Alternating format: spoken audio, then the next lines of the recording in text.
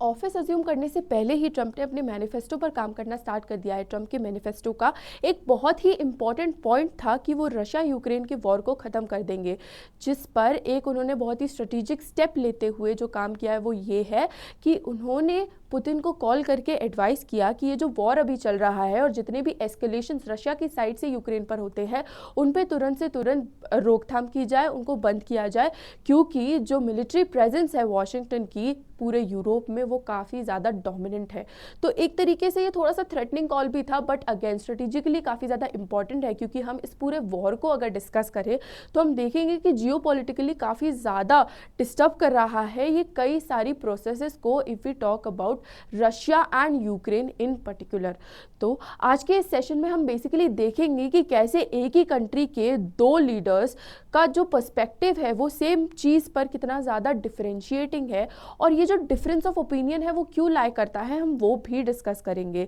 लेकिन उससे पहले हम समझेंगे कि ये जो पूरा फ़ोन कॉल था वो किस बारे में था और क्या एक्चुअल में डील्स हुई जो कि काम की जा सकती हैं इन फ्यूचर, जो कि बेनिफिशियल रहेंगी मॉस्को और यूनाइटेड स्टेट्स ऑफ अमेरिका दोनों के लिए। तो सेशन चालू करने से पहले मैं आपको बहुत इंपॉर्टेंट अनाउंसमेंट बताना चाहती हूँ, जिसमें जो हमारा प्लेटफॉर्म है that is offering a major price drop 9 November तक, जिसमें कि जितने भी प्लस कोर्सेज है आप उनको एक्सेस कर पाएंगे अगर आप सब्सक्रिप्शन लेते हैं 9 नवंबर से पहले 24,999 में। आपको करना क्या है, आपको प्लेटफॉर्म पर जाना है, सब्सक्राइब करना है, और जब आप पेमेंट को चेकआउट कर रहे होंगे तो आपको यूज़ करना है कोड NST लाइव, जिसके वाया आपको जितने भी मैक्सिमम बेनिफिट्स हैं जो प्लेटफॉर्म पर अवेलेबल है वो मिल जाएंगे, और मौका मिलेगा इंडिया के बेस्ट एजुकेटर से पढ़ने का। आप अपने पेस पर पढ़ सकते हैं, आप अपने मन पसंदीदा एजुकेटर से भी पढ़ सकते हैं, और आप इंश्योर कर सकते हैं अपना लबसना में होना।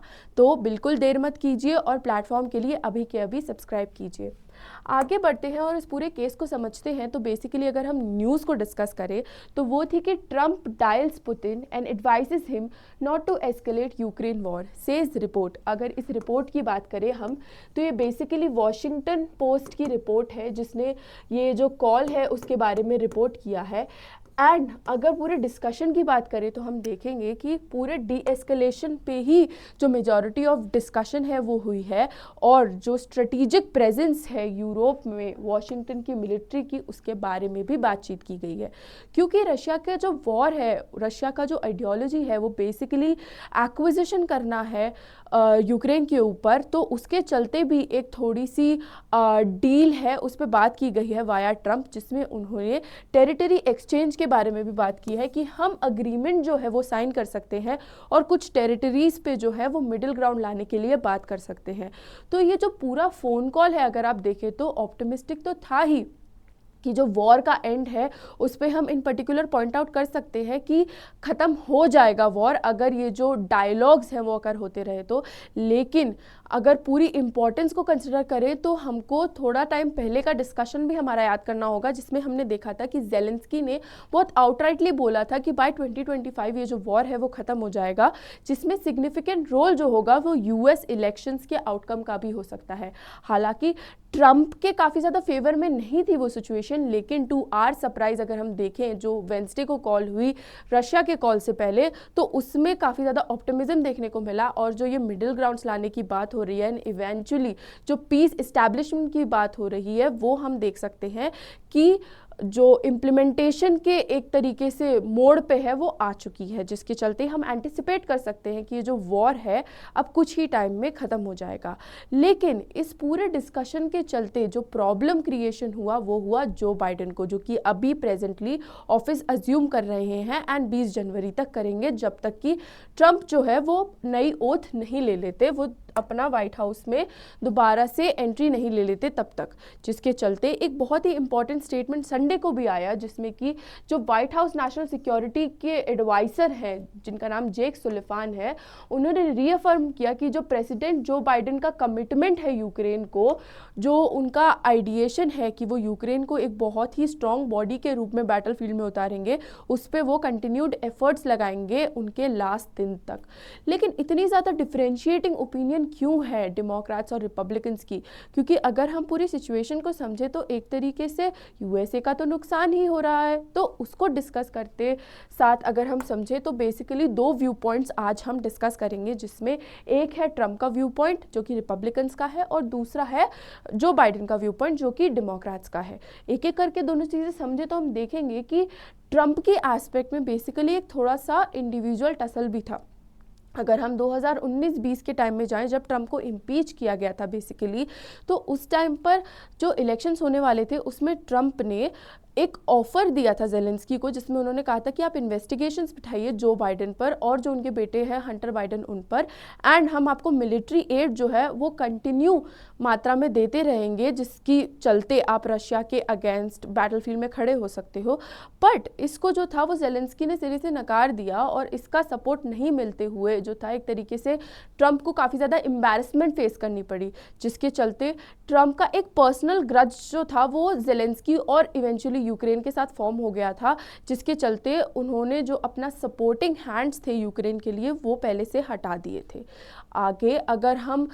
थोड़े से लीगल पॉइंट्स या फिर जो थोड़ा हमारे वर्ल्ड और ग्लोबल एस्पेक्ट में इंपॉर्टेंट पॉइंट्स हैं उनको डिस्कस करें तो हम देख पाएंगे कि ट्रम्प की जो आइडियोलॉजी है वो बेसिकली आइसोलेशनिस्ट है, जहाँ पे वो अमेरिका फर्स्ट पे काफ़ी ज़्यादा काम करते हैं। उनका मानना है कि जो भी अमेरिका को फ़ायदा देगा वो उस पर काम करने के लिए तैयार है, लेकिन अमेरिका के अगर रिसोर्स यूटिलाइजेशन कहीं गलत जगह हो रहा है या फिर कुछ भी ऐसी प्रकार की एक्टिविटी हो रही है जिससे नुकसान हो सकता है अमेरिका का या अमेरिका के सिटीजन्स का, तो वो ऐसी कोई भी चीज़ नहीं करेंगे। वो अमेरिका को आइसोलेट करके रखेंगे एंड अमेरिका के डेवलपमेंट पर एक्सप्लिसिटली काम करेंगे। दूसरा पॉइंट अगर हम देखें तो जो जीओपी के डायनेमिक्स हैं वो भी काफ़ी ज़्यादा चेंज हुए हैं। GOP is nothing but Republicans. तो जीओपी को अगर हम देखें तो कोल्ड वॉर और वर्ल्ड वॉर 2 के बाद हमने देखा कि काफ़ी ज़्यादा इंटरवेंशनिस्ट थे, यानी कि जो भी ग्लोबल इवेंट होते थे बी इट पॉलिटिकल डोमेन में या इकोनॉमिकल डोमेन में, GOP had a lot to say, उनको काफ़ी ज़्यादा इंटरवीन करना होता था। लेकिन जब से ट्रम्प आया है बेसिकली तो वो लोग भी आइसोलेशनिस्ट आइडियोलॉजी की तरफ जो है वो शिफ्ट हो रहे हैं, जिसके चलते ये जो पूरी सिचुएशन है वो ज़्यादा रिपब्लिकन्स के फेवर में है, जिसमें कि जो यूक्रेन का वॉर है उसमें जो भी यूएसए से सप्लाईज जा रही हैं उस पर एक तरीके से रोकथाम लगाने की बातचीत की जा रही है, क्योंकि जो सिटीजन्स हैं बेसिकली वो भी अनॉय हो रहे हैं सबसे कि जो हमारा हार्ड अर्न मनी है वो हमारे डेवलपमेंट में काम ना आते हुए दूसरों के लिए जा रहा है, क्योंकि it's high time to face the fact कि रशिया और यूक्रेन दोनों के जो रिसोर्सेज हैं वो एग्जॉस्ट होते जा रहे हैं, जिसकी वजह से जो डिपेंडेंस है उनके अलाइज पर वो बढ़ती जा रही है। इससे फ़ायदा किसी का नहीं है, जो वॉर है वो कंटिन्यू होता ही जा रहा है, बट जो रिसोर्स डिप्लीशन है वो काफ़ी ज़्यादा देखने को मिल रहा है, जिसके चलते इट्स हाई टाइम कि जो रिसोर्सेज हैं उनको वापस लिया जाए, जिससे कि अगेन ये एक और रीज़न कंट्रीब्यूटिंग हो जाए इन terms of stopping the war या फिर इस वॉर को ख़त्म करने के लिए। थर्ड पॉइंट अगर हम डिस्कस करें तो वो है डिस्ट्रस्टमेंट ऑफ इस्टेब्लिश्ड फॉरेन पॉलिसी। तो जो डेमोक्रेट्स के अंतर्गत फॉरेन पॉलिसी पे बेसिकली जो काम किया जा रहा है वो एक्सपेंशनिस्ट इन नेचर है और अलायंसेस पे काम करना चाहती है, जिसके चलते देखा गया कि काफ़ी ज़्यादा जो है वो इलीगल माइग्रेशंस भी देखने को मिल रहे हैं, जो कि अगेन डिस्टर्बिंग है, बिकॉज इससे जो यूनाइटेड स्टेट्स के रिसोर्सेज हैं वो डिवाइड हो रहे हैं। जो लोग लीगली माइग्रेट करके गए हैं अपने हक के लिए, अपने अधिकारों के लिए और अपने डेवलपमेंट के लिए, वो बेसिकली यूटिलाइज नहीं कर पा रहे हैं अमेरिका को, जिससे अगेन जो सिटीजन्स हैं उनको इश्यूज आ रहे हैं, जिसके चलते हम देख पा रहे हैं कि ये भी एक कंट्रीब्यूटिंग रीज़न था कि ट्रम्प जो जीते वो क्यों जीते। और ये एक कंट्रीब्यूटिंग रीज़न इसीलिए भी है कि जो यूक्रेन का बेसिकली पूरा वॉर है उसमें भी एक बहुत इंपॉर्टेंट ये एक रीज़न जो है वो कंट्रीब्यूटिंग फैक्टर बनता है। अब जो बाइडेन के बारे में या फिर डेमोक्रेट्स के बारे में हम कंसिडर करें तो हम देख पाएंगे कि उनका आइडिया ही है डिफेंस ऑफ डेमोक्रेसी, यानी कि वो लोकतंत्र को बचाना चाहते हैं और लोकतंत्र के लिए काफ़ी ज़्यादा लंबी लड़ाइयाँ हुई हैं। अगर हम हिस्ट्री उठा के देखें, बी इट हमारी कंट्री की या फिर वर्ल्ड हिस्ट्री, तो हम देख पाएंगे कि डेमोक्रेसी के लिए हमने कितनी ज़्यादा स्ट्रगल की है। बट अगर ऐसे वॉर्स जो हैं उसमें अथॉरिटेरियन जो कंट्रीज़ हैं उनका बोलबाला होता है तो उससे डायरेक्ट प्रॉब्लम जो है वो हमें फेस करने को मिल सकती है, बिकॉज ये जो अथॉरिटेरियन कंट्रीज़ हैं वो फिर एक एक करके एक्विजिशन पे, एनेक्सेशन पे काम करेंगी एंड इवेंचुअली एक वर्ल्ड वॉर लाइक सिचुएशन जो है वो पैदा हो सकती है, जिसके चलते प्रॉब्लम जो है वो हर पार्ट ऑफ द वर्ल्ड में स्प्रेड हो जाएगी, जो कि नहीं होनी चाहिए। एंड पीस मेंटेन करने के लिए एक ग्लोबल लेवल पर काफ़ी ज़्यादा इंपॉर्टेंट है कि डेमोक्रेसी भी मेंटेन हो, जिसके चलते यूक्रेन को सपोर्ट प्रोवाइड किया जा रहा है और रशिया को नहीं, क्योंकि यूक्रेन जो है वो रिसोर्स लैक करता है ऑलरेडी, एंड बी रशिया अपना अथॉरिटेरियनिज्म दिखा रहा है, जिसको अपोज करने के लिए बेसिकली जो बाइडन हेल्प कर रहे हैं यूक्रेन की, क्योंकि अगर रशिया जो है वो जीतता है तो रशिया की जो आइडियोलॉजी है वही सिमिलर आइडियोलॉजी चाइना की भी है। एंड हम देख सकते हैं कि मिडिल ईस्ट में भी काफ़ी सारे जो इश्यूज़ हैं वो अभी प्रिवेल कर रहे हैं in terms of South China Sea, East China Sea. And अगर एक तरीके से रशिया की विन होती है इस सिचुएशन में, तो डायरेक्टली ये एक मोटिवेशन के तौर पर वर्क करेगा फॉर अदर अथॉरिटेरियन कंट्रीज़। साथ ही साथ हम देखेंगे कि जो बाइडन है वो काफ़ी ज़्यादा कमिटेड है नेटो के लिए, एंड उनका इंटरनेशनल सपोर्ट और जो बेसिकली अलायंसेस फॉर्म करने का आइडिया है वो पॉसिबल तभी हो पाएगा जब वो यूक्रेन को सपोर्ट करते हैं, क्योंकि मेजर ऑफ द यूरोप अगर हम देखें तो वो सपोर्ट में ही खड़ा है यूक्रेन के। तो अगर यूक्रेन को सपोर्ट नहीं किया तो वो एक तरीके से डिफायंस हो जाएगा, एंड जितने भी लोग एक अभी ग्रुप के तरह खड़े हैं, यूनिटी में खड़े हैं, उनमें हम देख पाएंगे कि ब्रेकिंग आना स्टार्ट हो जाएगी, जिसके चलते जितने भी स्ट्रेटेजिक अलायंसेस अभी ओवर द टाइम फॉर्म हुए हैं वो सब भी ब्रेक हो सकते हैं। एंड इवेंचुअली जो है वो पूरा डेवलपमेंट की कहानी स्टार्ट हो जाएगी कि डायरेक्ट जो इम्पैक्ट है वो इकोनॉमी पे और ग्लोबल पॉलिटिकल टेंशन्स, स्ट्रैटेजीज, हर चीज़ पे देखने को मिलेगा, जिसके चलते दोनों का पॉइंट ऑफ व्यू जो है वो इम्पॉर्टेंट भी है, मेंटेन करने के लिए जो है ज़रूरी भी है कि हम उसके बारे में बात करें। But at the same time अगर हम देखें कि फ़ायदा किसकी पॉलिसी का है, तो वो एक काफ़ी ज़्यादा डाइवर्सिफाइड व्यू पॉइंट जो है वो आ पाएगा। तो इवन मैं भी आपका पॉइंट ऑफ व्यू जानना चाहूँगी, एंड अगर आपका कोई भी से है तो आप कमेंट सेक्शन में बता सकते हैं कि किसकी पॉलिसी जो है वो काफ़ी ज़्यादा फ्रूटफुल होगी इन टर्म्स ऑफ, अगर हम बात करें ग्लोबल डेवलपमेंट की, अगर हम बात करें एक बहुत ही ज़्यादा ऑप्टिमिस्टिक फ्यूचर की, या हम इवेंचुअली जो बात करें हमारी कंट्री के साथ बेनिफिट्स की। तो इस सब एस्पेक्ट पे आपका जो भी व्यू पॉइंट है आप कमेंट सेक्शन में बताएं, क्योंकि ये काफ़ी ज़्यादा इंटरेस्टिंग डिबेट है जो कि इवन ऑनगोइंग भी है,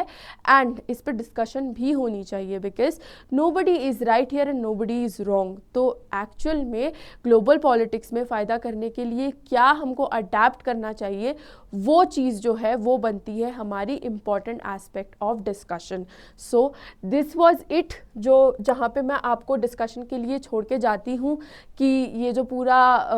डिस्कशन है, जो पूरा अभी एक हीट अप मोमेंट चल रहा है रशिया यूक्रेन के बीच में, and even in terms of Republicans and Democrats, आपका जो भी पॉइंट ऑफ व्यू है आप बता सकते हैं। एंड अगर आपको ये सेशन अच्छा लगा हो तो please do like, share, comment and subscribe to our channel let's crack UPSC CSE। With this is me Nandini signing off for the day. Thank you so much for watching.